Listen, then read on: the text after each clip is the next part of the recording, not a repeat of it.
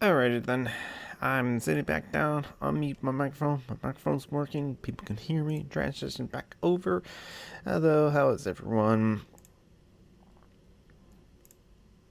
Click things there. Let's get back now to part 2, class backgrounds and introductories. I mentioned that the only sense in which it involves direct action could be said to be part of an elite educational. The large majority has had some access to higher education, despite the fact that most Americans, slightly over half, have not. Otherwise, if one looks at class backgrounds and trajectories, one encounters endless variation.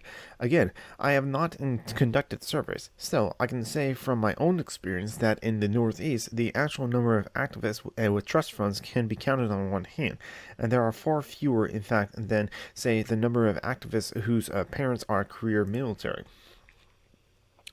officers, which is actually surprisingly high, but we are dealing with a relatively small number in either case. Speaking broadly, it seems to me that activist menus can best be seen as a juncture, a kind of meeting place between downwards mobilized elements of professional classes and upward mobile children of the working class. Interesting. Downward mobility of the professional classes. The first consists of children of the white-collar backgrounds who reject their parents' way of life, the daughters of the tax accountant who choose to work as a carpenter, the daughters of veterinarians who choose to live as graphic artists, the sons of middle managers who choose to become civil engineers or professional activists. The other consists of children of blue-collar backgrounds who go to college. In historical terms, both consist of a class stereotype. The first represents a class recruitment base of artisans bohemian, if not children of the bourgeoisie, as they were often assumed to be in 1850s at Paris, where the term was first coined, then the children born to members of the administration or professional elites live in involuntary poverty, experimenting with more pleasurable, artistic, less alienated forms of life. The second represents the classic stereotype of the revolutionary, particularly in the global south, children of the laboring class, workers, peasants, small shop owners even, whose parents strive all of their life to get their sons and daughters into college, or even who manage to get themselves a bourgeoisie level of education by their own efforts, only to discover that the bourgeoisie levels of education do not actually allow entry into bourgeoisie, or often as any sort of regular work at all. Or often any sort of regular work at all. Yeah, sadly. One can compile endless examples among the rank of the last century's revolutionaries heroes. From Mao, children of peasants turned libertarians, to Fidel Castro, unemployed lawyer from Cuba, and so on.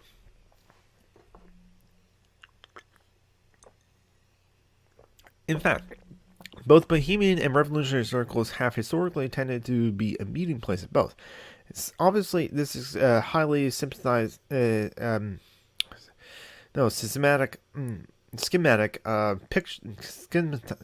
schematized picture. First of all, it leaves out some significant groups entirely. For example, those who adopted bohemian lifestyles because their parents were bohemian, or the children of professionals activists. One should not underestimate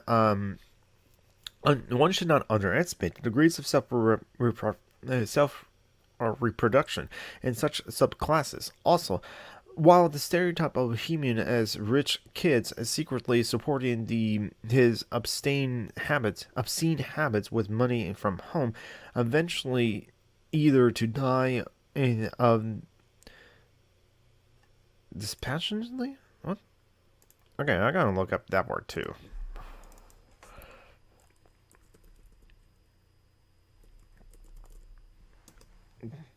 Dissipation? What? Dissipation. I just remember how to pronounce that word, just as I looked it up.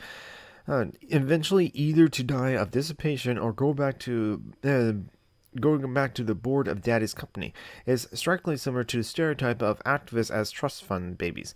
It is probably no more accurate.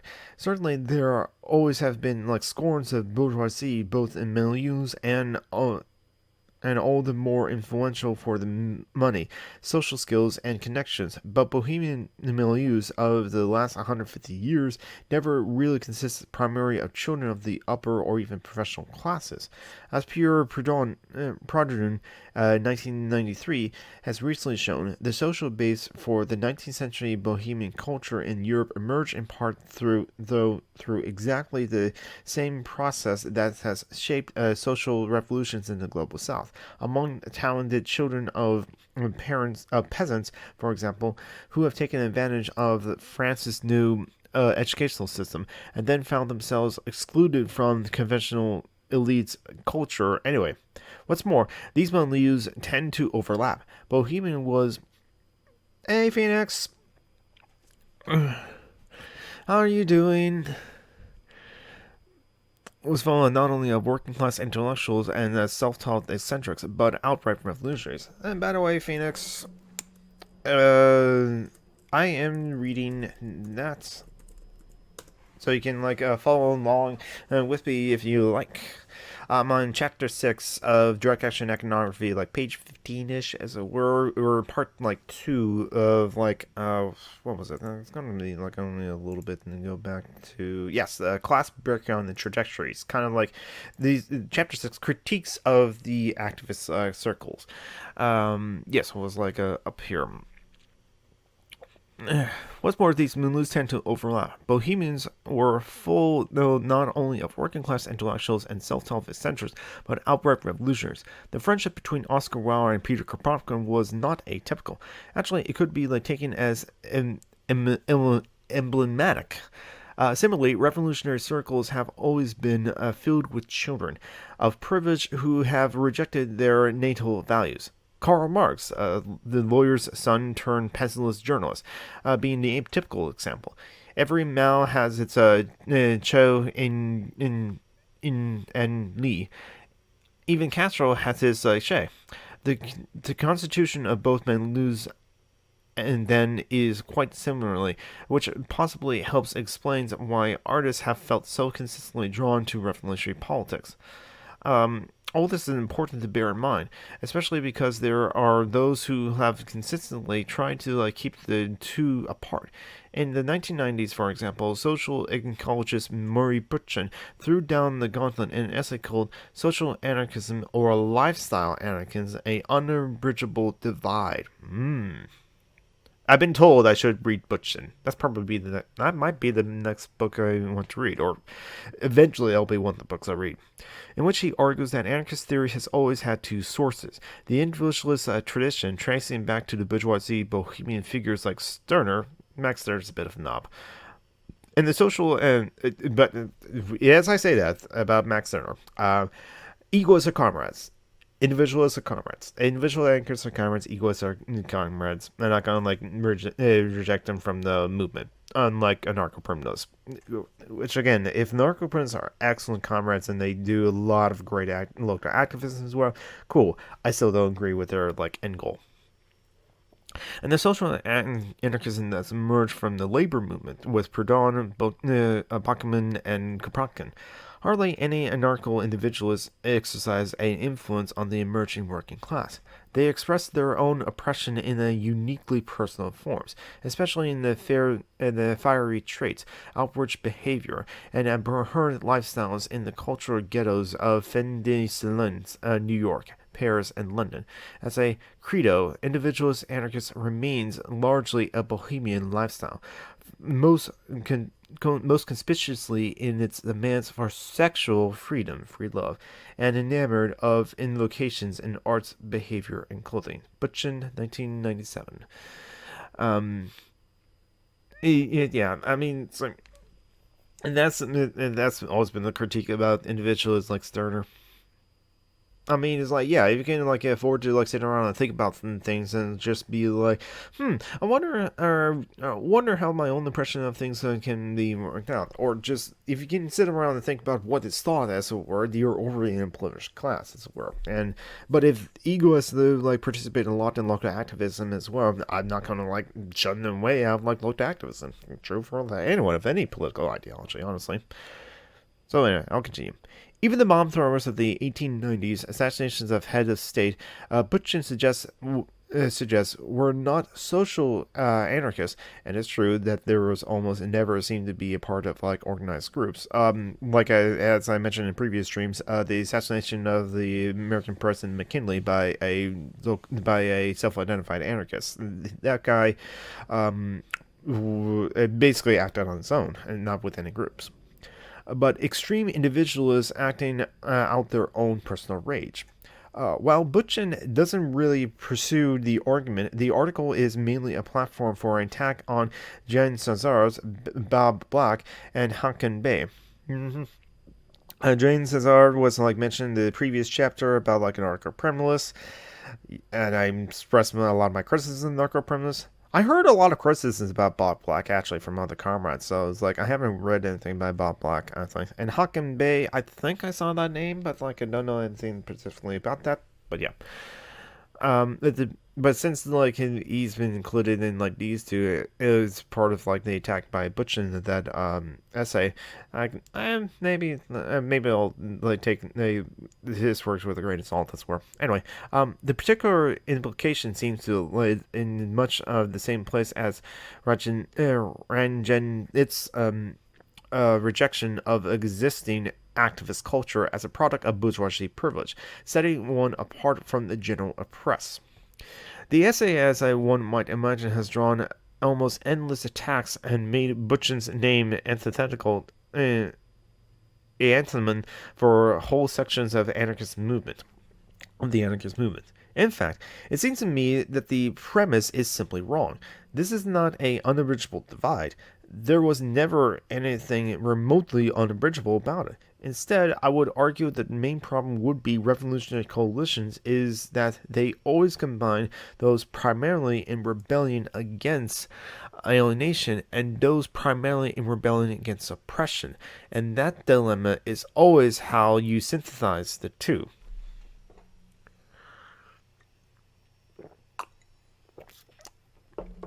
Art and alienation. One of the most striking memories of the NYC Direct Action Network was a very early memory of which we were discussing a potential fundraiser. Someone announced they had booked a space for a benefit show and asked if anyone in the room had any particular skills or talents to contribute. Just about every single hand in the room went up. In the end, the facilitator asked everyone to go around in a circle and announce what they could do. Yep, Direct Action gets the goods. They were poets, scene painters, fire jugglers, members of a Chapelle singing group, shadow dancers, performance artists, flamenco guitarists, punk singers, musicians. Of the 42 people in the room, it turns out there were precisely 5 who could not come up with anything that might be able to contribute. It was all the more remarkable because Dan, unlike, say, Reclaim the Streets, a allied New York group, was not even considered by activist standards a particularly artisan group. The direct action scene in general is overwhelmingly dominated by people who were also engaged in some kind of creative self-expressions. Musicians, puppeteers, drama people, I'm a theater kid, cartoonists, artists. Much of this, could be said to Phoenix, my friend in the chat, is themselves. And be said to emerge just as much as from the DIY ethos of punk culture as the craftsman's oriented small-scale creativity of the hippie culture. Note number 42. Most of the 1960s hippies who did not entirely abandon their lifestyle tend to move into small-scale craft production. If not farming, then leatherwork, jewelry. They, in effort, became the people who had once been anarchists as strongest natural contingencies. The independent artisans of small-scale farmers who Marx ridiculed as the petty bourgeoisie. Just one telling case study. Glass father's is a policeman. His mother's a aerobics and yoga instructor. In high school, she was a punk who made her own clothes, designs elaborate creations from cast-offs and dumpster dives clothing. And she tells me that she has keen memories of being laughed at by fashion punks, rich kids who brought their clothes pre-ripped at expensive boutiques, and how ridiculed they were, unaware they were providing themselves frauds to the whole spirit of what they were doing. She put herself through college largely by winning writing contests. After graduating, she worked briefly for a glossy ecological magazine, lost her job when the magazine went bankrupt. She was never paid for most of her work. And now, in her mid-20s, alternating between bartending and activist adventures, living in a squad everywhere from Cleveland to Buenos Aires to Honolulu, occasionally publishing pieces in national magazines. Her aim is to buy land and spend at least half her time on collectives manage a permaculture farm. Almost like cottage core. Honestly, as I was subscribing to some of the previous kind of sections of the book, some of those people who just did it their own as actually truly want to live in the idealized lifestyle, as it were, from far from oppressions of the capitalist system, probably could be considered as cottage core, except that they're more of a wilderness lifestylist, as it were, the anarcho-communist, which is. If you can do that, sure, and if you're not hurting anyone else, go ahead. But I don't think that's ideal for everyone, because you have to be able to do that. Anyway, characters like this can be seen, as I said, as trapped in a kind of suspended social adolescence. After all, in America, everyone engages in creative activities as a child. Indeed, one is forced into school, from figure painting to school plays. Yeah, we were forced to participate in elementary school, then those sort of things as well. Didn't mind the finger painting, as far as I remember. But I took an interest in acting in high school, though, of my own choice. Normally, as one leaves adolescence, one is suspected to give most of this up. So you force the kids to do it in elementary school, and now you expect them to give it up, especially when some of them find out that they love it. It's kind of like people who are in bands and rock bands and garage bands. It's you were at the age of this age of blah blah blah blah. Even when are you going to give up the band? Some things. Some of those people don't want to give up the band in life, or don't want to give up the being part of a band. So, anyway. Adults, unless they are lucky enough to find a career involving creative work, are expected to express themselves largely through consumerism, or perhaps some kind of hobby. The later, especially when they retire. Model trains, building ships and bottles, that sort of thing. To my mind, though, this helps. Excuse me.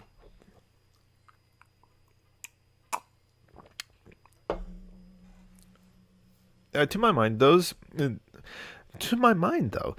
helps explain one of the great paradoxes of radical politics.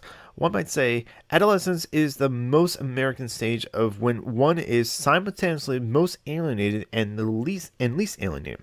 This is why revolutions can sometimes be pictured as a final overcoming of adolescence humanity.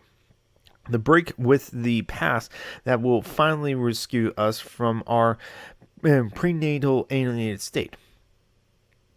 Perineal, or as the dawn of a kind of internal adolescence, the beginning of history. For most of us who are not living within the confines of a castle, guild, or guild society, adolescence is a period of potential. One could do or be almost anything. You can be anything you want. That's what we tell our kids, or at least that's what kids are being told in America.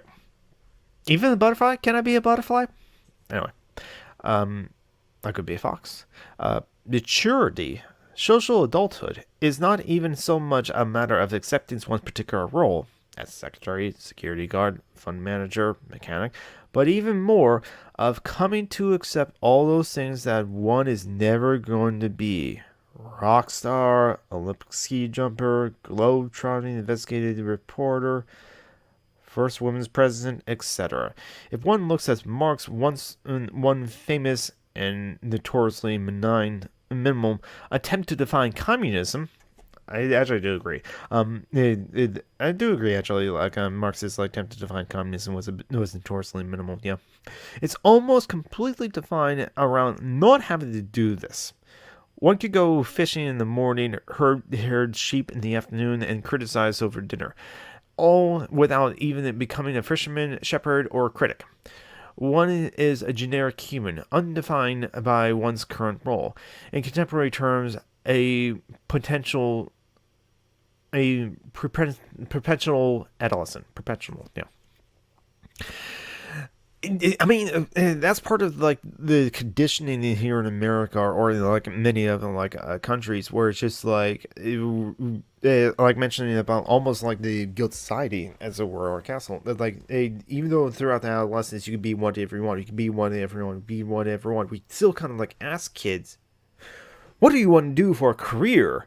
And it's kind of like, is our entire existence in adulthood defined by what we do for a living? A career? Who wants to define themselves like that? Yeah. And sometimes it's difficult for someone who just like hasn't figured that out, as it were. And it's fine if people don't figure it out. However, it's like, what is a job? Having the cost of living behind a paywall is just like what's definitely stifles people. And some people say that they don't feel free in the society because they can't actually choose the careers that they want to pursue. They can't actually like do the things that they want to do because they have to like spend in 1/3 or 1/2 of their days during weekdays either going to a job or coming from a job or working at a job that they don't like just so they can be able to afford to live. And that's lucky enough for those who actually have a job. And then in order to live out the dreams to be a rock star or something like that, they will just like, if they can save for the money, they will just go to a camp to be like get the rock star experience, as it were. And yeah. So they kind of have to like, they kind of like settle for like something else is not their dream, even though they were told that throughout their childhood that they can be in whatever they want. But yeah, I don't think we should like define ourselves by what we do, unless people do actually define themselves by what they do. They themselves do it, not others. Anyway, this is not to say activists are immature, unless this is one assumes maturity necessarily has to be a matter of renouncing one's creativity and sense of possibility, and accepting a life of mind-numbing boredom and daily subservience. Neither. Though I do find it useful to see all this simply in terms of resistance, at least in the conventional academic sense that assumes that since power is ultimately reality, any form of practice can only be seen as either reproducing it or resisting it. Note number 43. No. Don't want to go to the next page. Go to note number 43.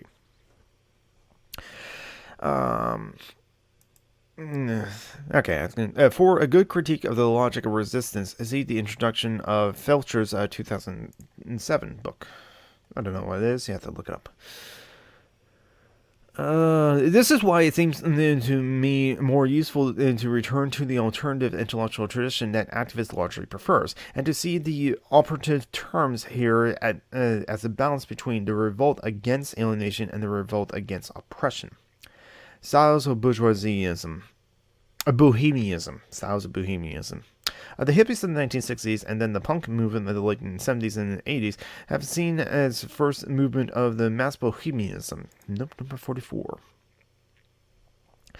The term seems to derive from like rock critic Robert Christenga. No. Yeah, let's go back to the book. Yeah, let's click on the link and so. A broad popularization of bohemian ideas and sacrifice of bourgeoisie comforts for the pursuit of sustainable creative and pleasure. Or one might see them as points where forms of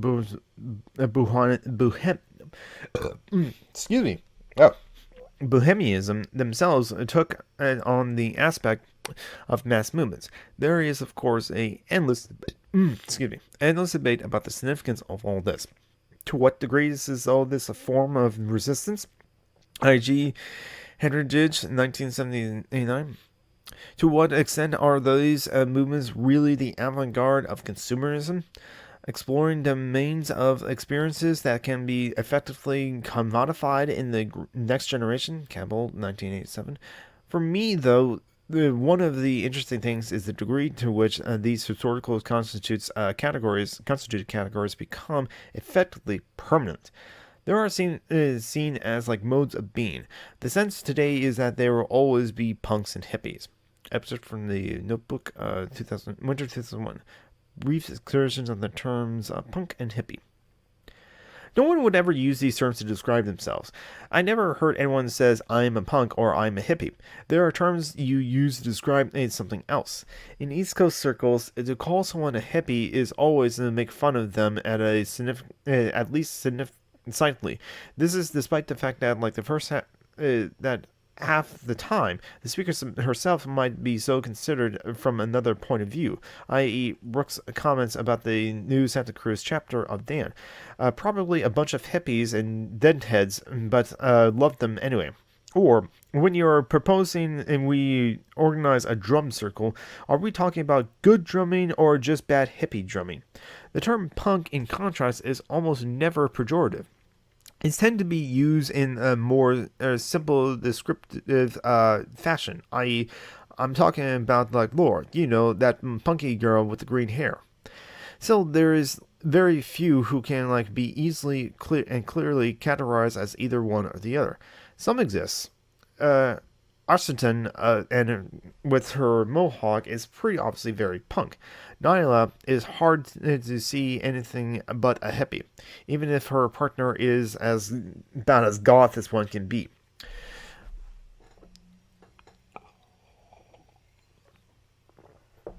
But these are extreme cases. Most are more like say Warcry, who wears dirty hooded sweatshirts and patches as she arranges leaves and flowers all over the independent media center walls. It's a Indo-Socratic mix of both. Often the terms are contrasted generally with the hippies always being the stodgy older generation.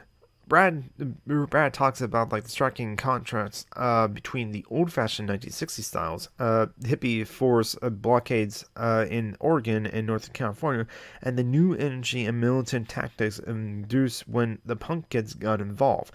This coming from a forest activist who, though instrumental in bringing the punks to the forest in the first place, is by New York standards nothing if not hippie. Hippie, in fact, regularly becomes a synonym for pacifists, and punk for younger militant anarchists.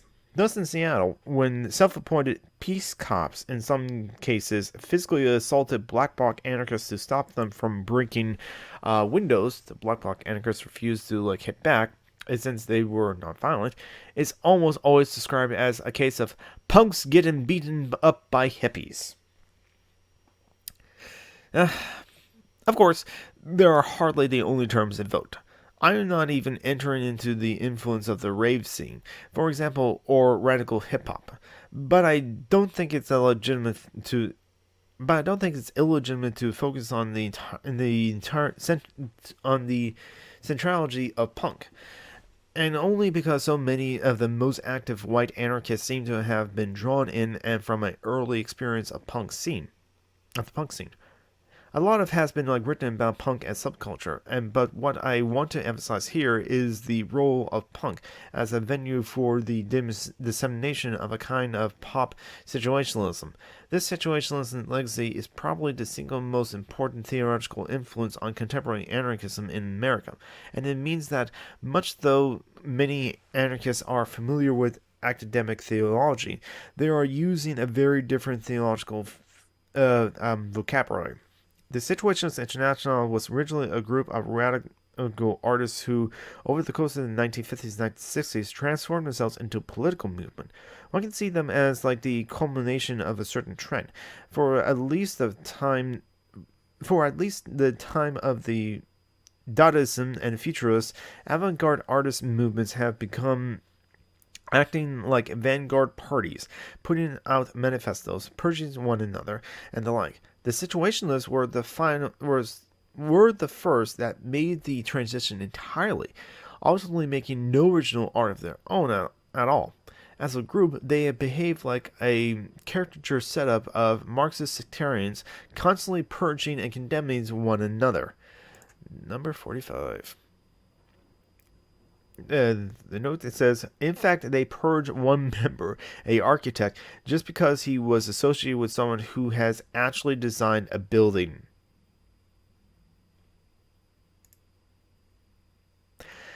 Leftist infighting. It will always happen. Guy Debord, 1967, laid out a exemplar dialectic theory of the society of spectacle, arguing that under capitalism, the relentless logic of the commodity, which renders us passive consumers, gradually extends itself to every aspect of our existence. In the end, we are rendered a mere audience of our own lives. Mass media is just one theoretical embodiment of this process. The only remedy is to create situations, improvise movements of spontaneous, unalienated creativity, largely by turning aside the imposed meanings of the spectacle, breaking apart the pieces and putting them together in the subversive ways. Hence, the most enduring popular situationist product called "Can the Dialectic Break Bricks?" often shown at fundraisers. It is a Hong Kong kung fu film retitled. Interesting. I actually read Society of Spectacle. Thought it was an interesting book.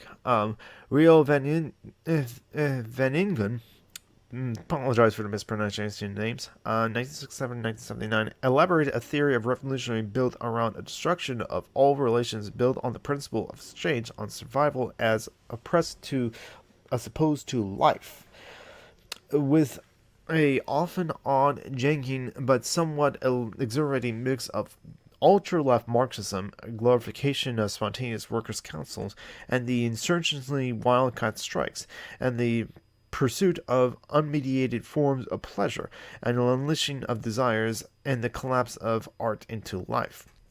Interesting. Just remember, with the unmediated forms of pleasure, if you're participating with another participant, make sure you get consent. And, yeah. There's actually a concrete geological connection between punk and situationalism.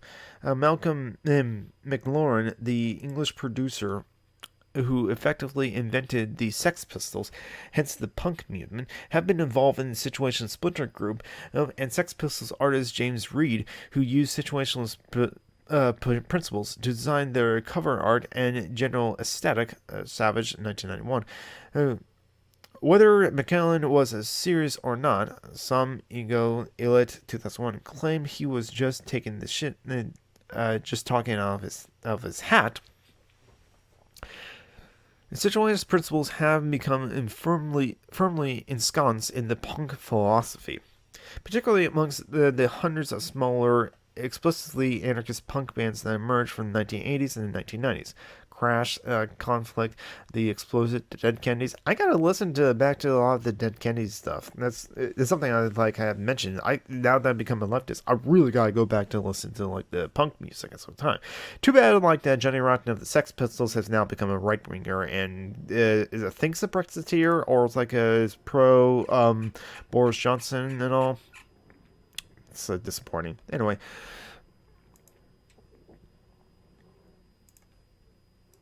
No, they want to click there. Click there. No, click there, click there, click there, click there, and now click there. Yeah.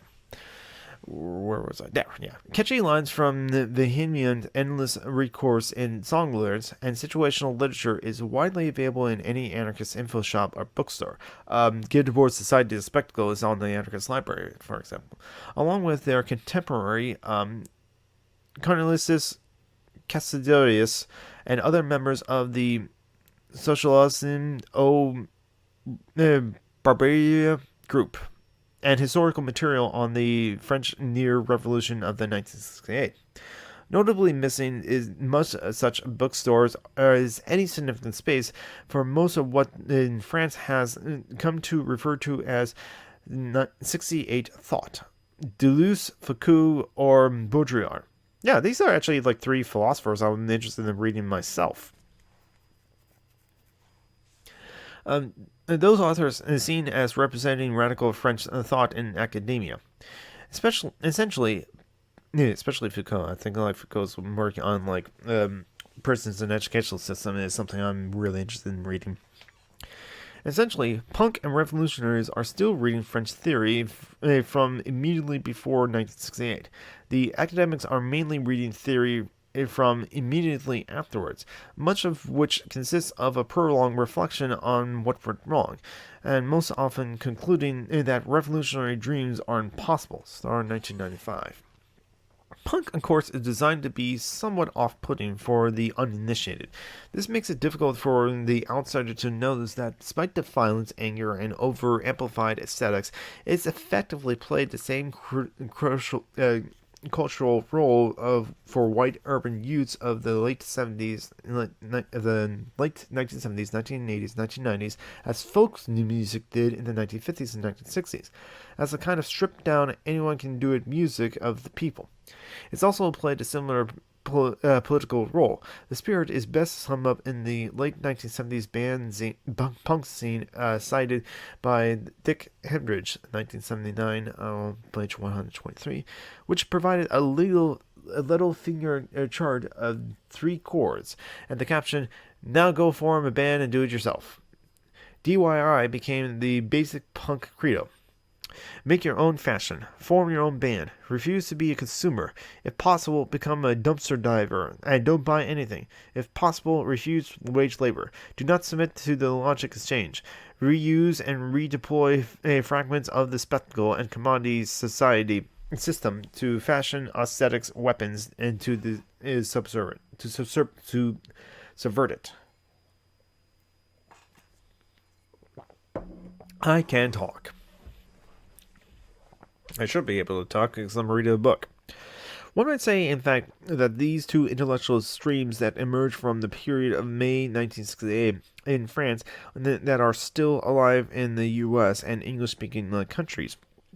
The pre-1968 revolutionary strain kept alive in scenes, anarchist info shops, and the internet, and the post-1968 strains, largely depriving of the possibility of a mass-based organized revolution, kept alive in graduate seminars, academic conferences, and scholarly journals. The first tend to recognize capitalism as an all-encompassing symbolic system that creates extreme forms of human alienation, but sees it as possible to rebel against it in the name of pleasure, desire, and the political autonomy of human subjects. The second tends to see the system, whether it is now labeled capitalism, power, discourse, etc., as so all-encompassing that it is constitutionalist of the desiring subject, him or herself, rendering any critique of alienation or possibility of a revolution against the system itself effectively impossible. At the risk of editorializing, though in this context it would be dishonest to pretend I could possibly do anything else, the situation is full of endless ironies. The situation is argued that the system rendering us passive consumers, but issue a call to actively resist. The current radical academic orthodoxy seems to either reject either the first part or the second. That is, either argues that there is no system imposed on consumers, or resist it, or that resistance is impossible. The first has long been most popular since in the early 1980s. In fact, anyone who makes a situationalist style argument in an academic form can expect to be instantly condemned as puritanical and elitist for suggesting consumers are allowing themselves to be passively manipulated. I fell for that thinking before. I probably could easily fall for that thinking. Rather, consumers are creatively reinventing consumer styles, fashion, and products in all sorts of subversive ways, e.g., Miller, 1987 and 1995. In other words, ordinary folks are already participating determined. Determined? I think it's supposed to be determined, which is like geared towards like kind of thing. That's something that situationalists come up with as well. Subverting in like the expectations of things of the society. It's fascinating. The great irony here is that like this emerging orthodoxy, which quickly became the mainstay of cultural studies and later anthropology, it was strictly confined to academia. Cultural studies were rarely, if ever, read by the ordinary folks in question, while situationist literature, which by this standards was the most elitist position possible, actually does have a certain popular audience. The Revolution of Everyday Life, that had in 1967, better check that out, for example, is almost never assigned in courses or cited in academic texts, but is just as regularly read by college-age radicals now as it was 30 years ago. His all rather confirms that, as my friend Eric Lanson once suggested to me, the reason situationalists can't be integrated into academia is simply because it cannot be read as anything but a call to action. This is, of course, precisely what makes it so popular with activists.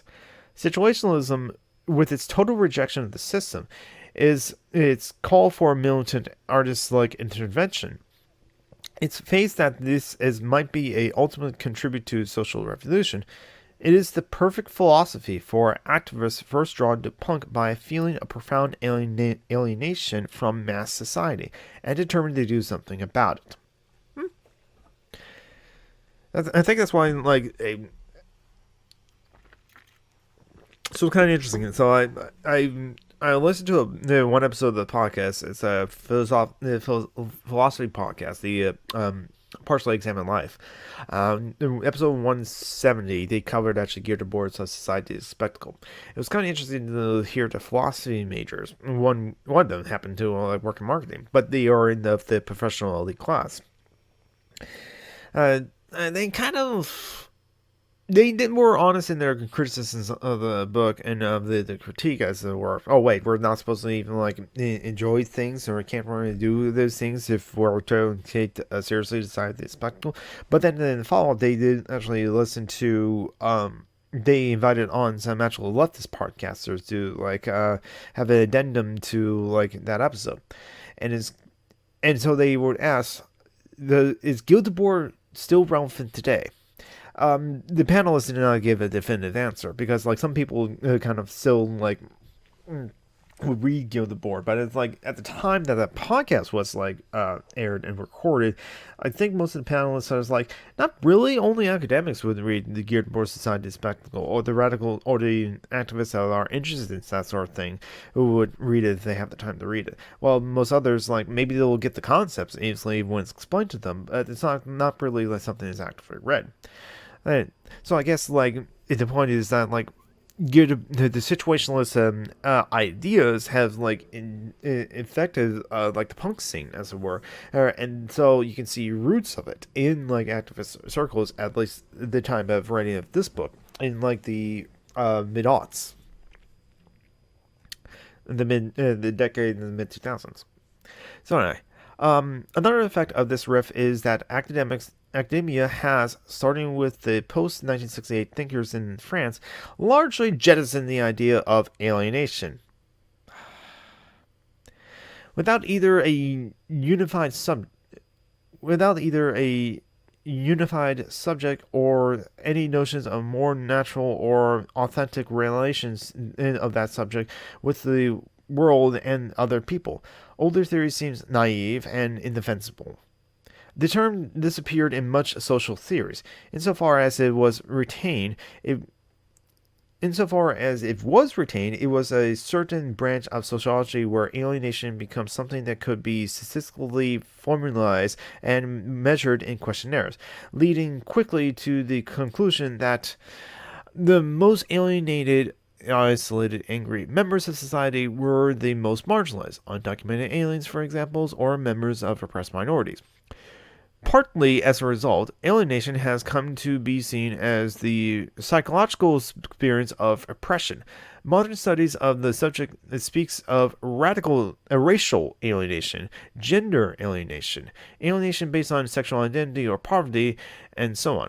Smith and Muddy's 1994, Graeber's and Hines 1992, Geyer's 1996.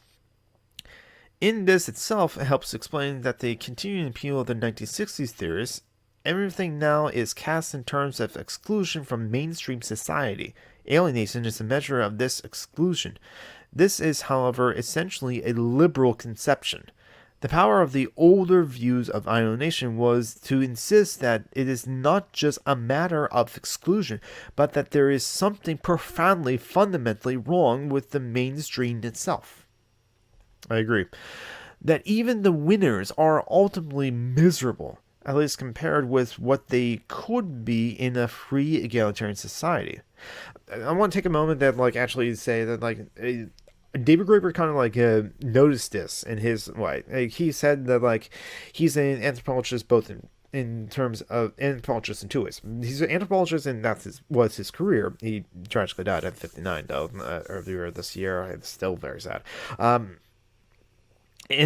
But he was also an anthropologist because he came from a working class background. He was not part of his parents were not part of the professional elites or the professional managerial class. So when he became a professor of anthropology, first at Yale, then later at the London School of Economics, and then got invited to those cocktail parties, he cites himself as an anthropologist because he was talking to people. They'll go up to him. Oh, you're an anthropologist. That's very fascinating, very interesting. Tell me all about that. And then he will go and ask them what did they do for a living, and they'll say, no, not much. And he will think that they're modest. And then after 7 or 8 drinks, then you find with us, no, they literally answer me. They do nothing much for a living. They're paid a decent living too. They're like college jobs, and that became the thesis for first his essay in Forstrike magazine of On the Phenomenon of Bullshit Jobs. That there's a lot of people who actually can do their work within an hour a day or so, and then spend the rest of their time just on Facebook updating their status or making cat memes. And this is a problem. We still insist that people must work, and later on that essay just took off and just ran everywhere, and that became the thesis for his book on bullshit jobs theory, which is an excellent book. I read it myself. David Graeber did conclude in that as well that even people that have a decent have a good paid job, a job that's a bullshit job, because they themselves agree, my job is entirely pointless. It doesn't need to be there. There shouldn't be someone who has to have this job. It can be automated away or non-exist, and no one from society would be affected by it. We don't need as many corporate lawyers, and so, but they are actually miserable at these jobs, even though they're paid well, because they'd rather be doing something else with their time. And so they travel to these 9-to-5 jobs and these cubicles or in the corporate offices, and just sit around and do nothing, when it's they'd rather be making poetry or being in the punk band or an indie rock band, as David Graeber actually discussed in the original essay, because he met someone he knew from school that first was in the indie band, actually had a song on the radio, and then did some slam poetry, but had a kid, so had to do the responsible thing and get a job, and get the most logical job for him to do, corporate law, and he's miserable at that job. So yeah, so that's this kind of point that the David Graeber puts here. He elaborated on, or he came to conclusion on, or brought up again in his later works. But anyway, I'll continue now. Anarchists, at least to those who cannot claim to come from some oppressed groups, are left with a visceral feeling of rage and rejection against a system that seems both all-encompassing and monstrous, and an officially intellectual culture which cannot offer no theoretical explanation of why they should feel that way.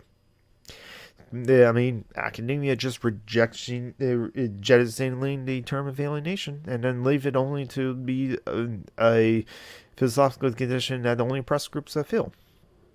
I'm taking up some of these questions elsewhere in the earlier essay on anarchism, David Graeber, 2003, 33 in summer. Which I don't know. I'm curious of which book that is. So I'm going to type in David Graeber 2003. Let's see what result I get.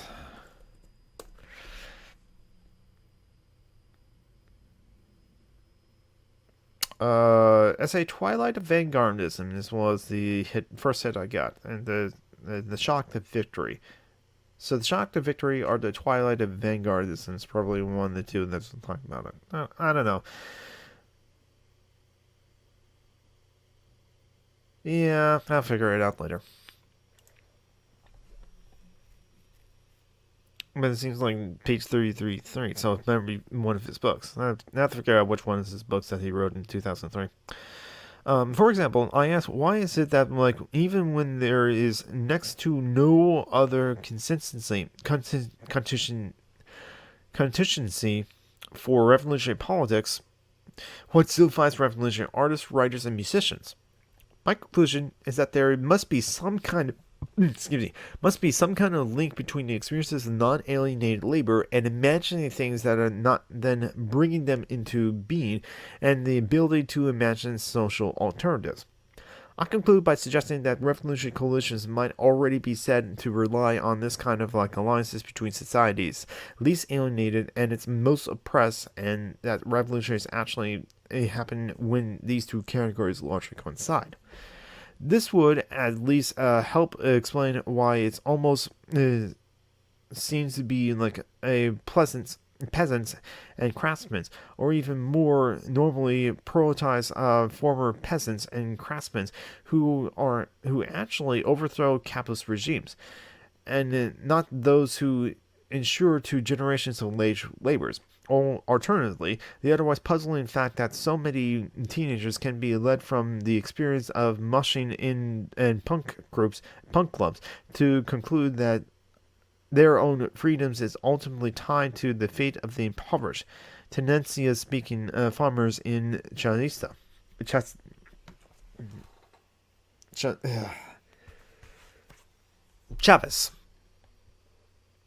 Still, this formation remains more than a little crude. Probably the real opposition should be between those two radical politics in revolt against alienation and those who are revolting against oppression. Obviously, it is not as if there are many from whom it is simply one or the other. Still, from the artistic perspective, there are very good reasons not to abandon the distinction entirely. Without it, it would be impossible to argue that revolutionary change would be in the interest of everyone, even those who cannot be said to be in any way oppressed. On the other hand, one would hardly wish to argue that the despair of a wealthy suburban teenager in the U.S. faces with a life of soulless consumerism has quite the same moral weight as, say, the despair of a poor Montezuma sorry for butchering that, teenager slowly dying of a preventable disease. Yes. It is precisely this dilemma, I think, that leads to the endless tension and recriminalization that haunts the activist life. This is a good time to me, since I got to like another section of the chapter, to take another self-care break for myself. So everyone practice self-care. Get up, get some snacks if you can, and go something to drink. Go use the facilities. Get up and stretch, do a posture check, and I'm going to transition over to the be right back screen, and I will be right back in a few.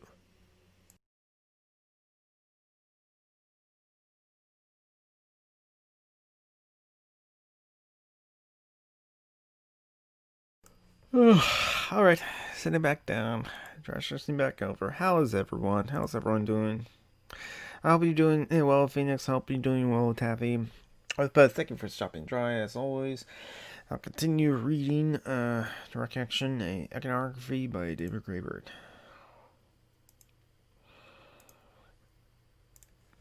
And now we're at this section, random observations on a activist culture.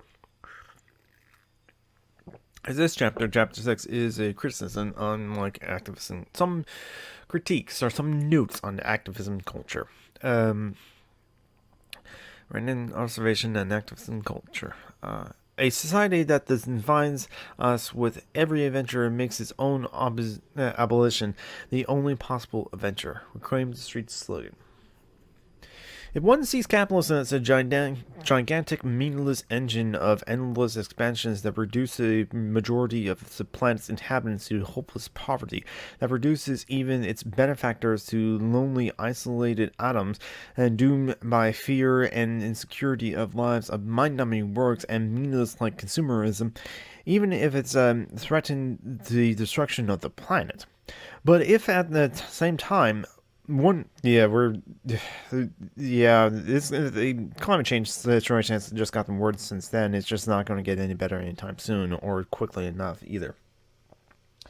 So yeah, but if at the same time one does not wish to or does not believe it's possible to simply flee the system, but rather wishes to stay and fight, then what precisely can one do? What sort of social relations is it possible to create among those who wish to make their lives a refusal of the very logic of capitalism, even as they necessarily remain inside of it? Oh, that's good. Actually, it's kind of a good point back to the cottagecore kind of people, or the people who want to the anarcho-communists. Unfortunately, even though and I think many of them actually, that is, as David Graeber cited, that many green anarchists or anarcho-communists are actually some of the best local activists that you can find, and they would actually participate in activism against climate change as well. But that's why it's just going out on your own it can help you to the withdrawal from the system, escape from the system. But if climate change disaster does come, depending on where you are, you might be affected by that, despite you being withdrawn from the system, which is a sad reality to acknowledge. Anyway, the logic of bohemian life has always been an attempt to answer this. It is always tended towards both the codification of adventure, danger, and extreme forms of experience, but at the same time of relations of mutual aid and trust between those pursuing it, even often those who might otherwise be strangers. This is precisely the sensibility one encounters in direct action too. Consider again the idea of a mosh pit, in which dancers hurl themselves into one another, or stage dive into a crowd. It's a matter of both creating dangers and even violent situations, but at the same time placing a almost blind faith into surrounding strangers for help and support. Since, after all, it is not their... If they did not catch or buffer you, you might as well end up with a broken neck. In principle, the logic of play... aggression and ultimate trust has much in common with the sadomasochism that is constantly alluded to, though rarely practiced, in punk aesthetics. That's a good point. If you throw yourself into a stage dive into a crowd, you will have faith in those people. But yet, human nature is inherently greedy. I hate the human nature argument. It's a kind of pleasure that arises from adventure, excitement, unpredictability, faith, and reliance on one's companions, which can only be the real with the endless possibilities of betrayal. At the same time, though, it is anything but ethos of machismo. One thing that struck me very quickly in becoming involved in anarchist circles was the acceptance of physical frailty. It actually is good to see that. Notebook extract, June 2000, with the latter jotted down additions. Frailty. Most actors do not seem incredibly physically fit, certainly not athletes. They tend to be really occasionally fat, but almost never muscular. Swarthy vegans, as the stereotype goes. Scrawny vegans, as the stereotype goes. Famous LA newspaper comment during the DNC protests in 2000. There were twice as many people, the police, as demonstrators, or if you count by weight, 4 times as many. Similarly, from the other side, in the Anarchist Guide to L.A., published at the same time, the athletic-looking men dress like a Hollywood version of a punk rocker who's urging to attack the cops. He is a cop. I see. In other words, one way to detect an infiltrator is sheer physical fitness. This despite the fact that many have, as one might expect, plenty of outdoorsy skills and experience climbing trees and walls and this sort of thing. Hippies with their hiking boots and trail mix tend to be more fit than punks. They are at least wary and resilient. This is especially surprising at first when you first get to know black bloc kids, who in the press are supposed to be the violent ones, and who, even among activists, have been called the Marines of our movements, and discovered that they're mostly a bunch of like shy, ecomorphic teenagers. There, of course, are also the most likely to be vegans. I suspect this is one thing that must really complicate relations with the police. Since they are probably exactly the kind of kids those grad school kids who were later to become cops used to bully. Note number 46. Obviously, there are some classroom elements too, on which the authorities like to play, as there is in junior high school. Yep. I think David Graeber mentioned sort of that sort of thing in his like essay, "The Bully's Pulpit."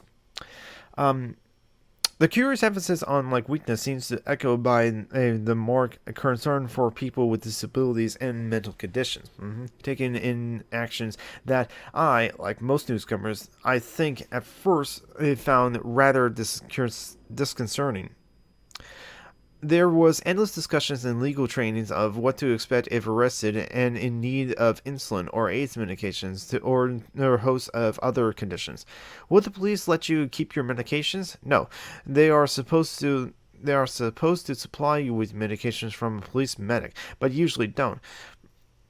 Oh, thank you for the follow, Ever Black. Thank you so much. Welcome. Hello, I'm SomeRandomGeek, otherwise known as Jonathan. I am a anarcho-syndicalist, communist, and I do political streams like this occasionally, reading political theory. Like right now, I'm reading David Graeber and Direct Action and Ethnography. You can actually follow. No, nah. So that's how you found it. Hello there. Yeah, Lynn's a good comrade. Let's go ahead and like shout out Lynn. Let's see, the command from Streamlabs will finally work. Slow to react. There we go. There's the reading. And let's shout out Lynn Moon. Lynn Moon's a good comrade and is a good a streamer as well. And I've been seeing her playing as it says there, Pathfinder Kingmaker, but she likes to call it Queenmaker, making of a matriarchy. But yeah, right now I'm in chapter 6 of Direct Action Ethnography, page 24-ish, as it were. We're in the section. Actually, I think I just started the section, so it's the random observation on activist cultures, as chapter 6 is a critique and activist cultures. And thank you so much for coming, and thank you for following. I also do game in quite a bit, and so of whatever games that I can actually stream at the same time with my laptop as it is right now. I would love to stream a lot of games like Pathfinder Kingmaker as it were, but I'm not sure my current computer can handle that. But thank you so much for coming, Lucia. And I hope you stay and enjoy yourselves, as I'm going to just be reading some political theory. Let's see. Yes, will the police let you keep your medications? No. They're supposed to supply you medications with a police medic, but usually don't. What about hyperglycemics? There was a widely circulated story about a hypoglycemic woman at age 16. It's like the shorthand for a certain activist the action that was mentioned in the introduction and preface. Who went into a sugar fit and ended up arrested when she grabbed someone's cell phone thinking it was her own. The obvious first reaction was which most neophytes have to suppress, is what if a diabetic AIDS patient, even in putting himself or herself in the way of tear gas, truncheons, and arrests in the first place? Yeah, we have to resist the urge of like blaming the individual, because it is in fact is the system that really is not only that and police brutality as well, but it's the combination of the obvious desire to be maximal open with, I suspect, a converted sense that if one is engaged in a moral contest with police, weakness can be strength. We must force them to be humanitarians.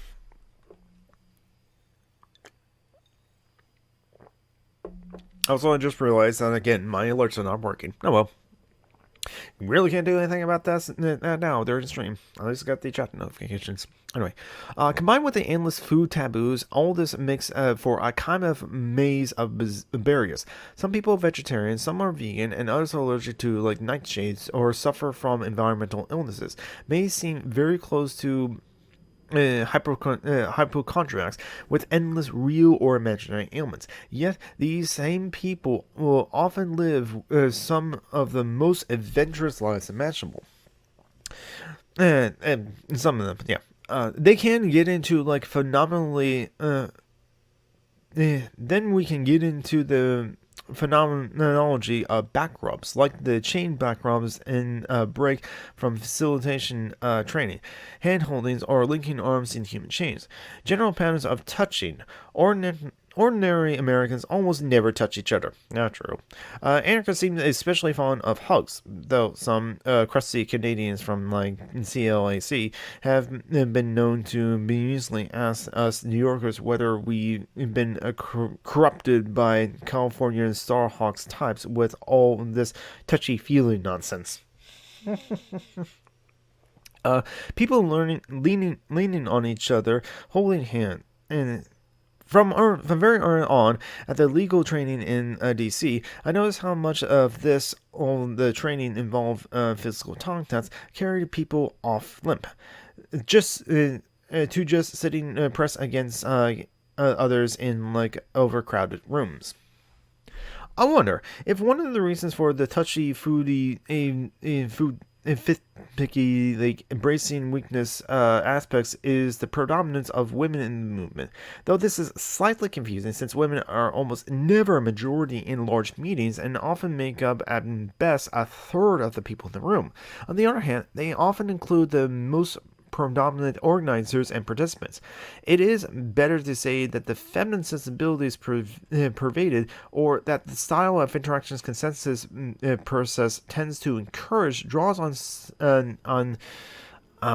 sensibilities that have, in the United States, historically been associated with the way women interact with one another than with the way men do, or, for the matter, with the way men interact with women. Is largely, but not strictly, desexualized.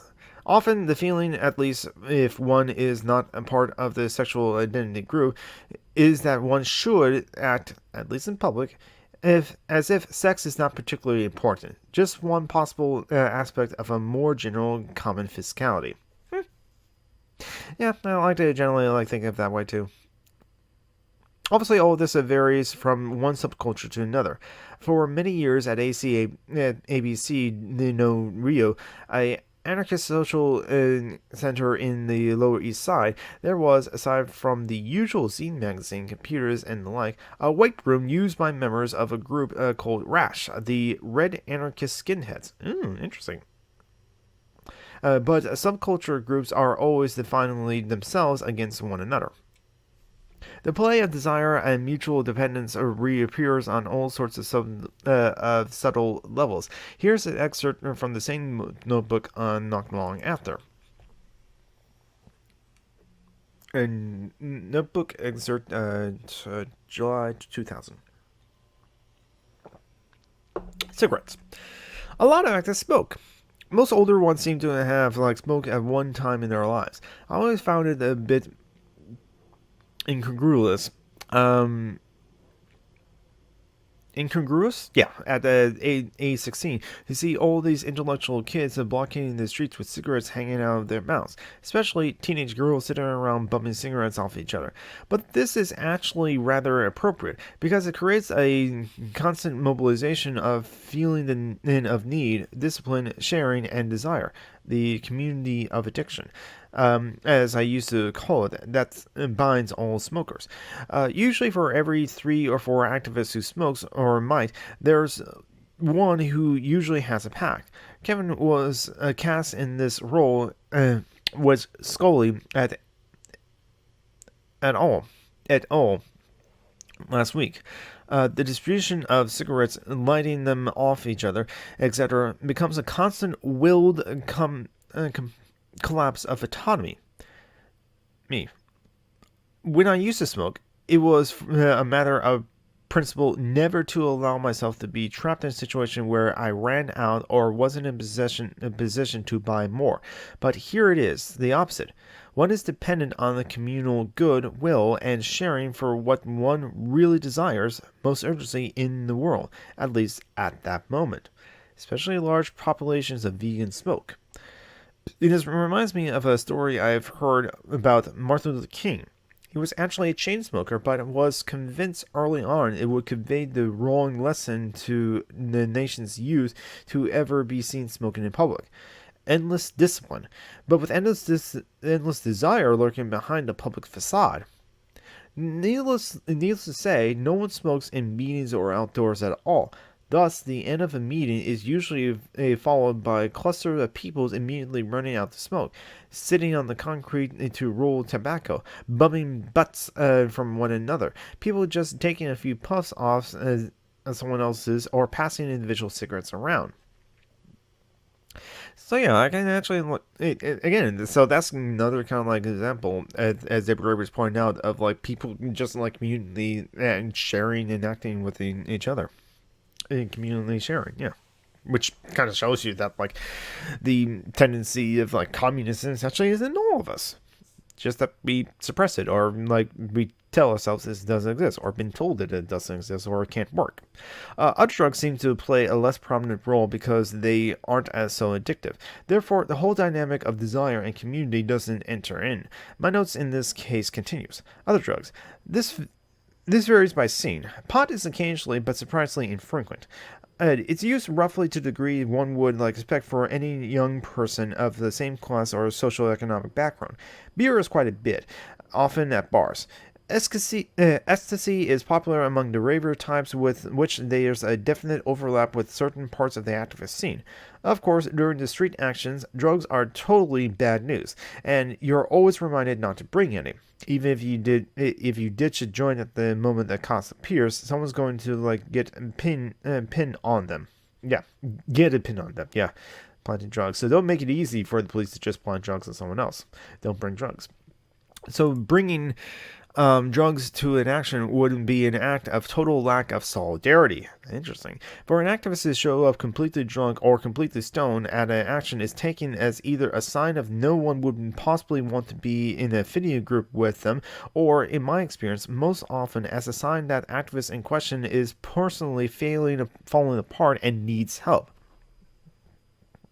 Yeah, but like tend to lean towards the second as well, or just check out the second and see if they need help before they go with the first instinct.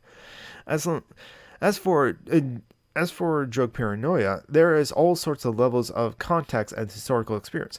I'm reminded of the time that I made a beverage run while showing a film in which some former Black Panthers. One suggested I pick up some Coke. One startled woman immediately corrected me, "Please say Coca-Cola." There was obviously people used to constant surveillance at the time when drug busts commonly landed activists in jail. Yeah. I never heard of anything like that amongst anarchists nowadays. Paranoia is directed at other things. In fact, at minor events or street party style actions that are halfway to raves anyway. Attitudes towards drugs can be very relaxed. one friend told me a long story about being searched and locked in jail overnight at the DRTS Times Square event, only to discover after he got out that he's forgotten he had a joint in his shoe the whole time. But these are temporary anonymous zones of a rather different sort.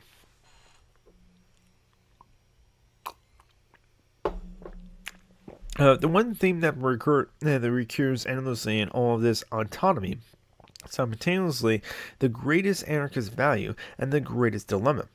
Certain forms of autonomy, the isolation of individualism of mainstream American society, with its solidarity pleasures, are precisely that against which one is rebelling. Or perhaps, one might say, the question of how to balance autonomy, solidarity, and freedom. Yeah, it's a constant work in progress. Anarchism is just a constant work in progress. Carnelius Carnesius, 1987 and 1991, for example, defined autonomy as the ability of a community to live only under rules they had themselves collectively created and had the right to re-examine constantly. I actually do agree with that, and that's what I still, and despite what like some social democrats and liberals will think, no, I think that's kind of like a society can like function. It takes a lot of work for it to constantly be maintained, but I think it's worth it. For many anarchists, freedom appears to mean the ability to create new communities and ties of mutual dependence, more or less on the spot, and to move back and forth between them as one wishes. A action, a party, a picnic, a dance can be all temporary autonomous zones, where desires coalesce and the leap of faith is involved in trusting strangers itself becomes a large part of the adventure, even when the police are not present, which, as we shall see, is rarely, since the police have a notable tendency to show up whenever anarchists get together. The dilemma, though, becomes much more acute when attempts are made, as there rarely are, to turn TAS into PAS, to move from temporary to permanent zones of autonomy. Yeah, like as I mentioned in the previous chapter with the capitalist autonomous zone or the Capitol Hill open protest, Chaz the Chop, during the summer, I think in June actually, the Seattle Commune, as it were, it was inevitable that was going to be like a crackdown by the police. They just needed an excuse to do so, and with the Proud Boys harassing them actually throughout, I mean, there was like gunfights at night, and honestly, and like in other instances, where it's like because there was an injury or like someone who needs an ambulance ride. I bet Chas and Chop would allow the ambulance to get through, but the police wanted to get through as well, and that's where like a lot of tension happened. And because of the recent crimes that happened to Chas and Chop, or shootings, which are common throughout the United States, sadly, that was just the excuse that the Seattle mayor, who many of the Seattle citizens asked for recognition, including one of the Seattle City Council member, the socialist one, and that was just an excuse that the Seattle mayor, Jenny Durkins, needed to like send the Seattle PD to like close down Chas and Chop, and for the Seattle PD to retake the Capitol Hill Police Department. So while Chas was great for the time it was around, it was inevitable that it was going to close down, sadly.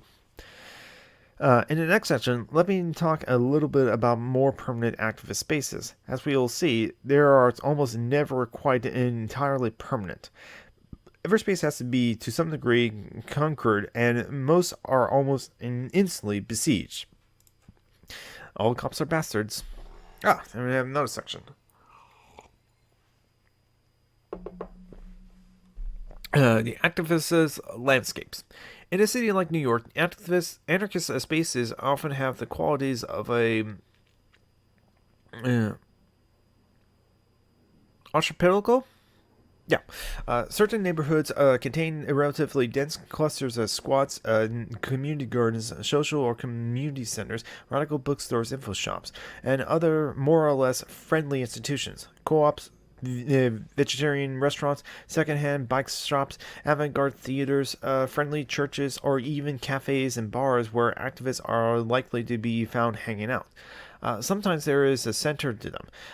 Sometimes there is more diffuse. Between the beginning of 2000 and the end of 2001, the heyday of the New York City DAN, Direct Action Network, there was very much a center for the activist scene in New York's Lower East Side. This was a local community center called Chiasa El Biano, located in the inside of a former school house.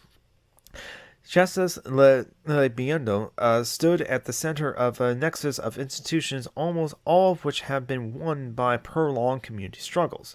The story of Chiestas is quite interesting. Technically, Chiestas was the name of community group. El Biondo referred to the building. The community group has been founded in 1965 by a group of Puerto Ricans former gang members.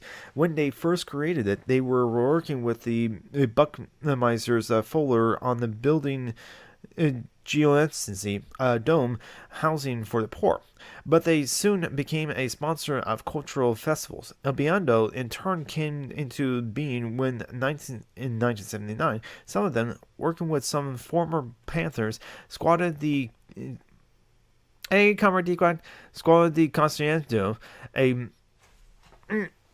thank you.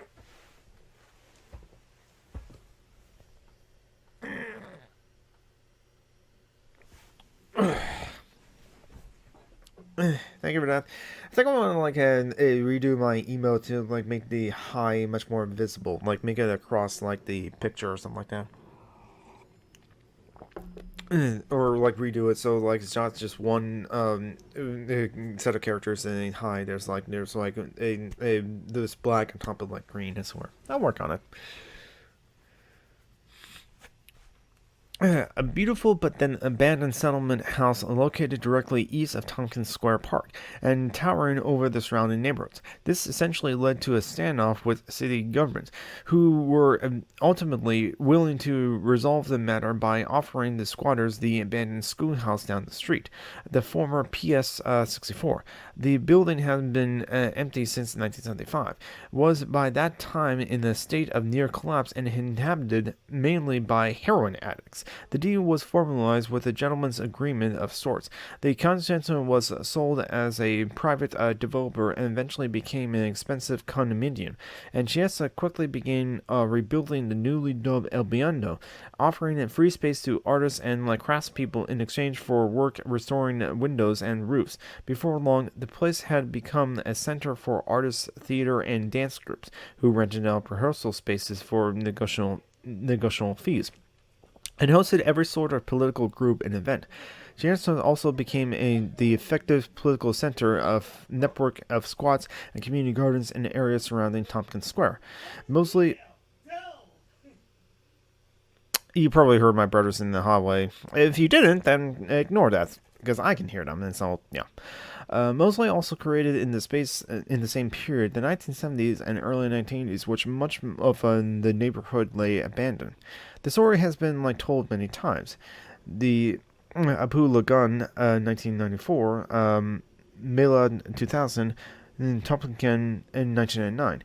There were points in the 1970s when 3/4 of the area's housing stock was abandoned by landlords seized by the city for non-payment of taxes. The New York punk scene, in fact, really emerged from precisely this time and place, and its allure of urban apocalypse and desire had everything to do with the feeling of a city that was literally being allowed to fall into ruins, abandoned to rats, junkies, and artisans. In reaction, a host of artists, squatters, and activists and new immigrants reclaimed buildings and green spaces, and these, in turn, soon become the object of intense struggles near warfare. At times, during the late 1980s and the early 1990s, when the area started to be gentrified again, the most famous incidents, of course, were the Tompkins Square riots of 1988 and in 1989, fought over police efforts to clear out homeless encampments from the park itself. Sadly, the police clearing out homeless encampments regularly happens, and it's a constant struggle to like help the homeless people in when that happens, because whenever they clear out a homeless campus, whatever it happens, kind of like when Chaz and Chop actually, the police just take all the stuff the homeless people's there, take their tents, take whatever it is that they didn't take with them, and just keep it themselves. Civil forfeiture. So whenever during the past uprising in the summer, which the uprising is still happening actually periodically, and rarely in mainstream media when discussing the looting that happens, they never or there's rarely, sometimes there's rarely focus on like what about the looting that the police do. Civil forfeiture is like legal looting for the police to do, but illegal for like everyone else. Besides, if you go and name your store Target, expect to be a target of like looting in a those are protests that become riots. The police turn them into riots. Okay.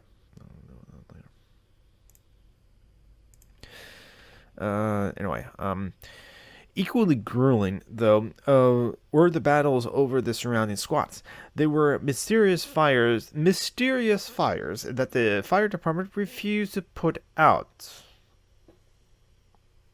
I wonder why. And suddenly drawn raids by riot police backed by helicopters and armored personal carriers. All cops are bastards. And I'm for the fire departments to keep existing. Never want to abandon the fire departments. Fire departments actually save lives, as it were intended. Sadly, though, it seems like in this case they just like work with the police and fuck the police. In some cases, they were protracted sieges so bitter that it was years before police attempted to move on a squat again. The final result was by 2002, 22 squats had been reduced to 11, though in that year the city finally gave in and allowed the remaining squatters to gain title to their homes. Nice. That's how it should always be. That's how it should always happen. The story of the community gardens were similar. A archipelago of green spaces reclaimed from what were originally deserted lots full of rats and garbage. They were planted and maintained by local collectives or neighbors organizing, then came under siege as the area began to be gentrified. Gentrification. That happened a lot in Seattle too. Seattle's really gentrified. Like I said, it's just getting more and more gentrified. More Gardens, a activist group dedicated to defending them, met regularly in Shastas, and community gardeners also used the large downstairs room in Shastas to plan pageants. Pageants? The neighborhood was famous for its beautiful spring and winter festivals.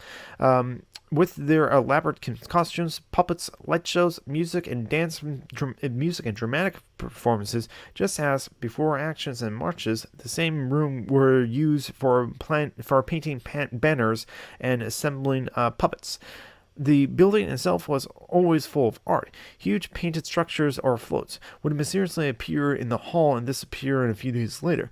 They were an auditorium one could use for performances and rooms one could rent for meetings, always for minimal fees. The whole building could be rented for parties provided they didn't go too late at night. For activists, it was an inestimable resource. Chanesta stood directly east of the park, on 8th Street between Avenue B and C. It was once set out for Chanesta and proceeded south along Avenue B. One passes a series of activist landmarks, several popular vegetarian restaurants, one very large and elaborate community garden marked by towering structure made of a kind of stage pyramid decorated with every sort of discarded stuff, animal, and similar bric-a-brac, and then Blackout Books, a anarchist info shop located in the storefront next to a Hare Krishna Center, across the street from a credit unions and a series of thrift shops.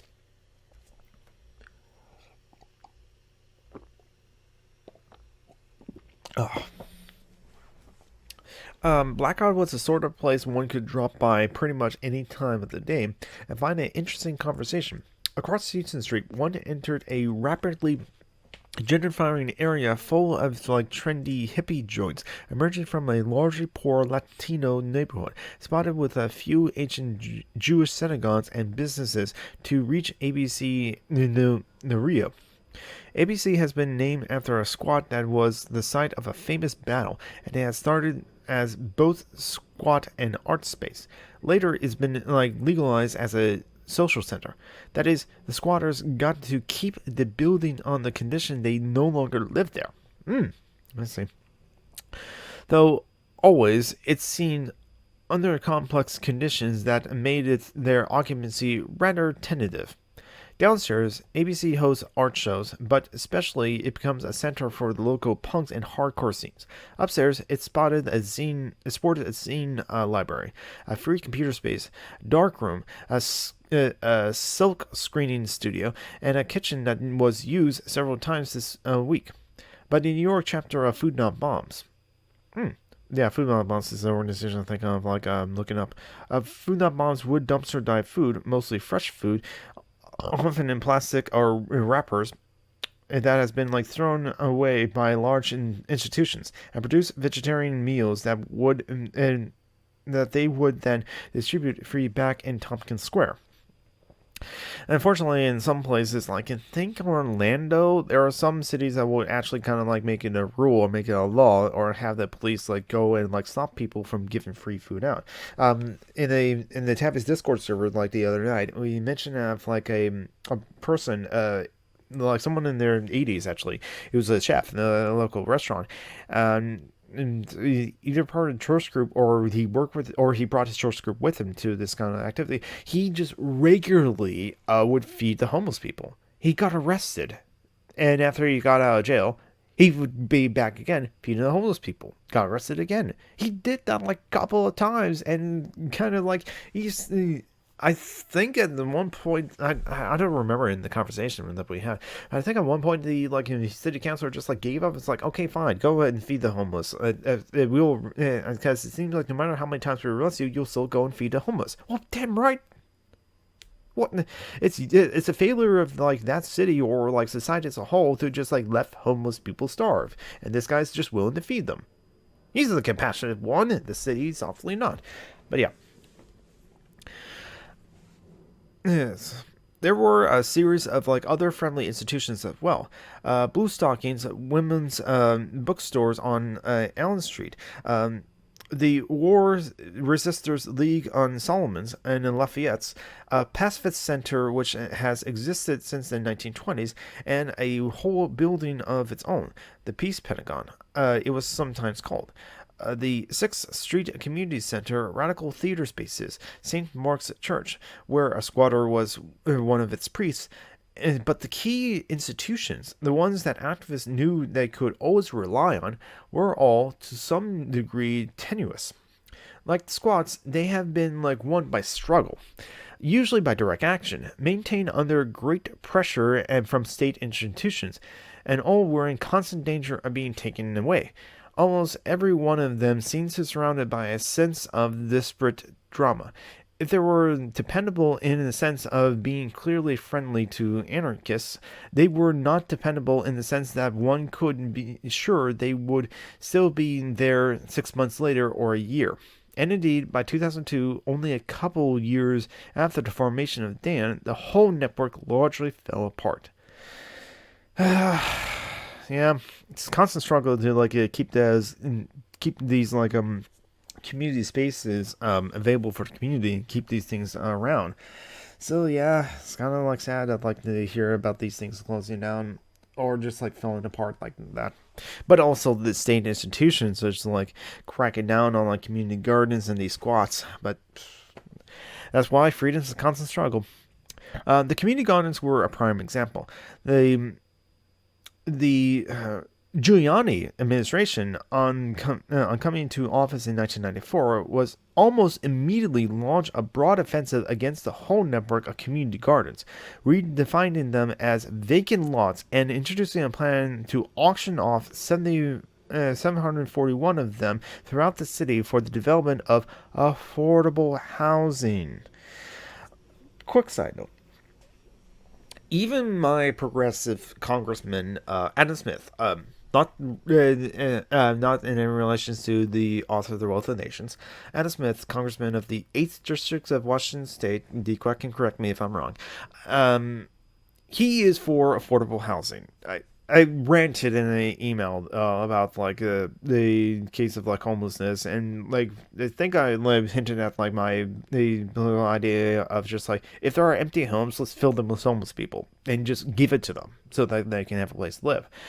But the Anna Smith's office's solution is affordable housing. I'm sure that's Biden's solution. I'm sure that's like Joe Biden's extremely progressive policy of affordable housing. Affordable housing is not extremely progressive. It's better than what's the alternative of nothing. Yes. But it's still not enough. Because affordable housing still kind of like forces people to have to qualify for housing. And with that qualification, that excludes people. And plus, affordable housing does nothing to the inherent root problem of like the housing crisis, which is the housing market itself, commodifying housing. So, which is why, well, in fact, actually, Virginia only was closing down community gardens and other community spaces, like things that are run by the community they were just doing things to just like help and benefit the community, and then he was closing them down so that he can to turn into vacant lots so that he can sell them. In fact, actually, let me continue reading it a bit. In one weekly address, Giuliani made it clear this was an attack on the very principle of common property. This is a free market economy, he said. The age of communism is over. Yes, this is a direct attack against like the idea of community property, which is something I advocate for. Because like, I do agree with Pierre Justin Proudhon when he wrote in 1840, property is theft. And prefer free market. And it's like, so this is a free market economy. They force the free market economy onto people, just like with the globalization movement of forcing free market economies on like the global south, on the Middle East. That's what we did in Iraq with like Operation Iraqi Freedom, as it were. They wanted to. Really, the only thing they wanted to free was the economy in Iraq for the big corporations in the West to come in and be able to open up McDonald's and KFCs and all that stuff. And so that's why he wants the affordable housing, which is why, yes, affordable housing is better, but it's not the solution. It's a band-aid. Just like universal basic income, it's a band-aid. We need to get to the core problems. A prolonged struggle ensued, peaking in 1988 and 1999, with the numerous direct actions in which more gardens activists locked down in front of bulldozers doing the Arthur Dent thing, as well as one reclaimed the street action that closed down Avenue A for several hours, and another that led to arrest of 62 people at a lockdown on the West Side Highway. Several gardens were destroyed, but in the end, Giuliani suffered one of his administration's few major defeats when a coalition of wealthy patrons intervened to buy up several of the target gardens in order to preserve them. The state attorney general shortly thereafter sued the city to prevent any more auctions. Nice. On the grounds that doing so violated the city's own regulations that they should be at least 2 acres of green space for every 1,000 inhabitants.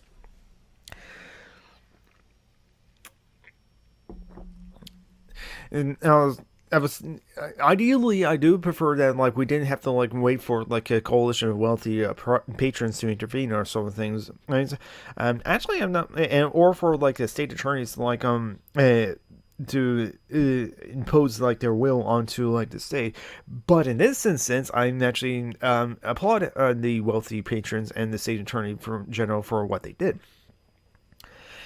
And I'm still in the position that like we don't need the state, and so like a position like state attorney general is not really needed. However, lawyers in themselves are not against, and I'd rather still a position that like rich people shouldn't exist. And why am I against rich people existing? Simple, one word: oligarchy.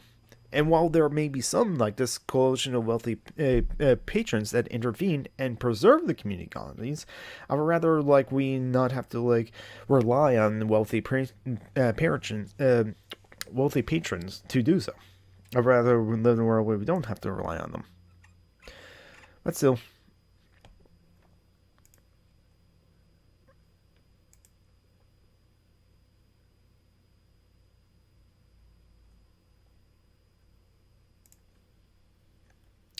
Just checking on some things.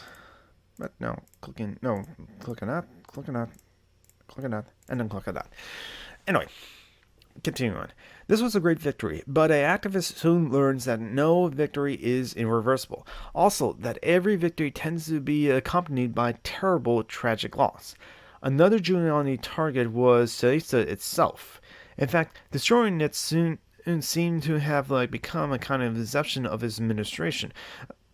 Side note, I wonder if like David Graeber would go into this, but I remember one of Giuliani's like projects was like to clean up Times Square, or because if you know the movie Escape from New York, that was actually kind of like reflecting on what was happening in New York in the 70s. It was just like a lot of crime, a lot of riots. It was just like a not safe place to live, and then that was part of Giuliani's project was to clean up Times Square. But I wonder in the act of cleaning up Times Square, which also corporatized it and like sold it to Disney essentially. But one of the part of that cleanup was more or less of like Giuliani clamping down on like the community gardens and other things like that. But I'll continue. In fact, destroying it seemed to have become a kind of obsession of his administration. At least that was how it seemed into local housing activists. During the entire period of Dan's existence, the building was under legal siege, since it was the status rested on what was effectively a gentleman's agreement with the government, the buildings being leased from the government for $1 a year. It was perfectly legal for Giuliani's administration to break the deal and auction off, which it did. At the same auction, on July 20th, 1998, as several of the largest community gardens. The auction itself has become something of a legend amongst the Lower East Side activists who use every means possible to disrupt it, ranging from protests outside to phony buyers trying to bid up the price inside to release of tens of thousands of crickets on the auction house floor. Nice. Which did manage to clear the house, but only temporarily. Eventually, the title was passed to an anonymous buyer who, despite the city's efforts to protect his identity, was soon revealed to be one of Greg Singer's, a small-time property designer. Who soon to be revealed to be one Greg Singer, a small-time property developer from the Upper West Side. Real estate investors. Singer was now technically the owner of the building El Bieno, and Gesta was merely his tenant. He immediately moved to evict, but this was difficult. His hands were tied by a restrictive use of covenant that allowed the building only to be used for community facility use. As a result, in order to expel Gesta, he had to demonstrate that he had lined up new tenants who were always going to use the building for cultural or public service related purposes. The legal problem from his perspective then, at least until a prolonged process of appeals and legal skirmishes was finished, was to find a legitimate cultural institution willing to lease the building, even if they knew that doing so would mean evicting a neighborhood community center. This was almost impossible, but it meant that the entire activist community that used Shaista was subjected to spontaneous Singer alerts. The new landlord was obliged to announce visits and prospective tenants in 3 hours in advance. So Yisha would then send a message immediately over activist listings, as well as their own phone entries, calling everyone available to dash down to the yard in front of Yisha for an instant demo, grabbing signs left from the for the purpose in the Chiesta's lobby, explaining to the visitors, say, the pastor of some Harlem church needing a space for choir practices, or some charitable group looking for an office space, what actually was going on. This approach was certainly effective. Singer never did find a legitimate tenant willing to dispatch Shinesta, but eventually he succeeded in driving Shinesta out by other means. After a trial in which a jury ruled unanimously in favor of Shinesta against Singer, another judge, who we all assume must have been bribed, though, of course, we cannot prove it, voided the results on the grounds that the matter should never have been brought before a jury to begin with, and simply handed the property over to Singer. So, as you can see, how am I supposed to have faith in the system if the system is just going to like dick over people in community centers like this just because, and favor the wealthy, like Singer? I often ask this to liberals who do have faith in the system. Why do you have faith in the system? And now, right now, and currently with the recent results of the American election, it is actually possible for the Democratic Party to get a slim majority of the House. Last I knew, because of the two runoff elections in the for the Senate in Georgia. But unfortunately, in Georgia, with the illegitimate Governor Brian Kemp destroying voter rolls, usually of people of color, it might be possible for it might be impossible for those Senate races to be really close. I mean, it was really close that Biden managed to flip Georgia, though. But assuming that Mitch McConnell did win his re-election, and if the Republicans maintain control of the Senate somehow, that means that and remember the Democrats, while maintaining control of the House, they lost seats in the House. So if Mitch McConnell controls the Senate, the GOP controls the Senate, they can just block anything left of hurting homeless people for sport. And so I challenge that to liberals who have faith in the system, within the system as it is. If nothing can get past the Senate, who will block anything that's left of hurting homeless people for sport, how should I have faith in the system? That kind of a question does seem to actually do bother some liberals who just double down on okay, then let's vote in and to win back the Senate in the midterms. So it's within the system, within the system, if the Republicans you just wait for the next time to vote, and that's liberals' answers within the system of to trust it. Well, we'll just vote in the Democrats the next time around, and it's just frustrating for me. Anyway. Local squatters were prepared to launch a major occupation and defense, arguing that every building given up without a fight emboldens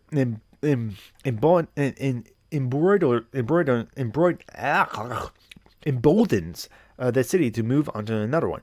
But the Chiestas people ended up vetoing the plan on the grounds that, as a community organization, their only chance of acquiring another space depended on maintaining some kind of relations with the city, and that a pitched battle would certainly make this impossible. Therefore, after a largely ceremonial lockdown, the building was boarded up, and at the time of writing, 5 years later, remains empty. So this book was written in 2005. Since his new landlord has still been unable to find anyone willing to rent it, and has not yet acquired legal authority to tear it down, Chiesa, the organization, remains homeless.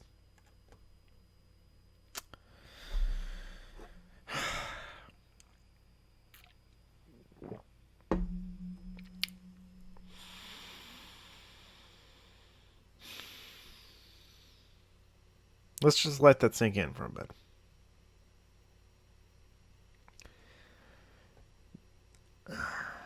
And this is what we'll just and so and something for our activists to like know as we commit ourselves to this kind of like lifestyle or commit part of our time to it. Don't give 100% of yourself to the cause. Leave something for yourself at home so that you have something to come home to. We're just going in a constant battle against the state and against the system, and the system will crack down on us and could eventually win and leave like the organization GSF homeless.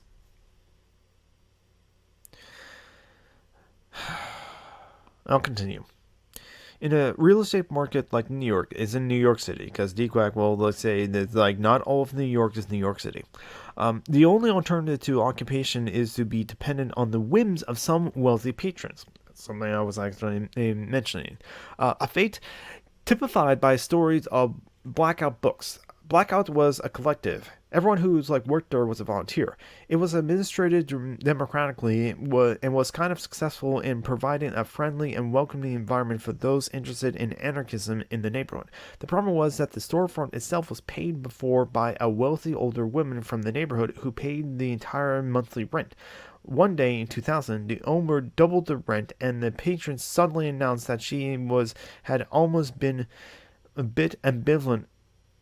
Suddenly announced that she always had been a bit ambivalent about the project, since it made her, in her own way, complicit in the gentrification of the Lower East Side, and pulled out of her support.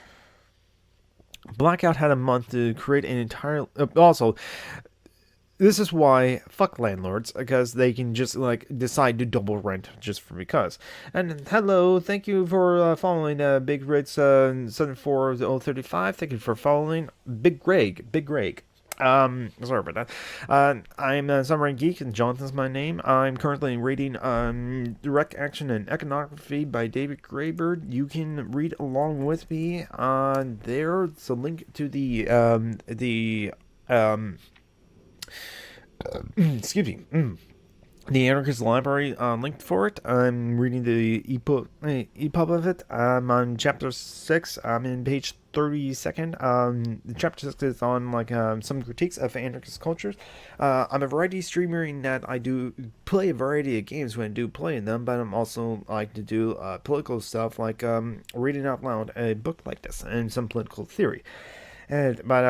But it's okay if you didn't catch the other streams of it, because even if they fall off of my Twitch channel, I will re-upload them to my YouTube channel so you can like catch them there and catch them live. And these are good streams also to just have on the background, as well as I will just mostly be reading, not really put anything up other than the text. And so even if it's on the YouTube portion of it, if you have like YouTube Premium or something like that, you can just like listen to this like a podcast. But thank you so much for like following, and I hope you enjoy my streams. Anyway, where was I? So Blackout had a month to create an entirely new funding base. Many of the collectives tell me they probably would have been like able to do so, despite the fact that the store itself certainly didn't make a profit. However, since this happened at a time of great internal dissension, anyway, over the relations of Blackout and the surrounding community, the effort ultimately fell apart. After about like a year, Blackout reemerges in intuitive form as Mayday Books. Oh yeah, I think I actually have some books from Mayday Books. In the lobby of an avant-garde theatrical space called Theater from a new city on First Avenue. Largely, again, because the woman who owned the theater was willing to indulge them with a only nominal rent. However, it is an institution, again, very dependent on one person's whim. The patron periodically becomes irritated by the way bookstores functions as a activist hangout. There are pretty much always someone dropping by, reading, chatting, looking for events or information, and so on. Occasionally, has told them to pack their bags. So far, at least, some crises are usually resolved after a week or two. Those who have begun a panic search for a new location, feel that they can settle down again. So going to note number 47. By the time of the final edit, 2008, Blackout was in fact expelled and no longer exists. Okay, this book was written in 2008. Alternatively, one can create one's own funding base, but this in and of itself tends to absorb a large amount of activist times and energy. Yeah, just like working, just like surviving, just like getting by, just like I'm kind of feel guilty about this as well. I'm just like raising money for my friend, who I'm raising money for, Joanna, but yet I'm spending a lot of time trying to raise money for her so that she can survive and be comfortable as well. That like, what time do I have to like do like participate in like DSA meetings or IWW meetings or do other like actual direct action that I am reading about? But it's a give and take. It's like a constant progress, and it is what it is. Anyway, the Independent Media Center that opened over a Oriental rug importer on 29th Street between Madison and Park in 2000 was, like Blackout, at first dependent on the wealthy parent. In this case, the publisher of a hacker magazine who had previously been using it as a hacker space and continued to pay rent after the IMC moved in. Eventually, as always seems to happen, the owner doubled the rent, landlords, and the patrons withdraw his support. The collective managed to like keep. It seems like there's always a common thing that's just like landlords should just increase the rent just because. The collective managed to keep the space, but only at the cost of spending about a third of each meeting on funding issues, and eventually taking advertising in their free newspaper and otherwise compromising many of their original principles. Yep, all because of rent. That's why I think landlords should be good rid of. Another particular telling space is ABC No Radio. As I mentioned, founded as an art space and squat in 1980, and given a tactical agreement, given a tangent agreement with the city that they could maintain themselves a community center if the occupants move out. Almost immediately upon making this agreement, city inspectors arrived and declared that the building needed $80,000 worth of repairs and it would be up to code. And unless they could raise the money and carry out the repairs within 2 years, the building would be condemned and ABC evicted. Punk shows and other benefits would held as far as like Poland to raise money, but the result was, again, that the collective created to oppose capitalism, provided free services, and provide a general alternative to the cash economy, was forced to spend a very large part of its time on fundraising. Yeah. When is the other shoe gonna drop? Squatters regularly reported similar stories. Even when they are legalized, building inspectors are far more stringent in their demands on the occupants than they are to like surrounding abusive landlords. The system is just stacked against us, as we're. The laws of the laws first of Blackout, then of Siesta, left the Louisiana activist community decentralized and homeless, finding a space for large meetings during the mobilization and become a continuous problem.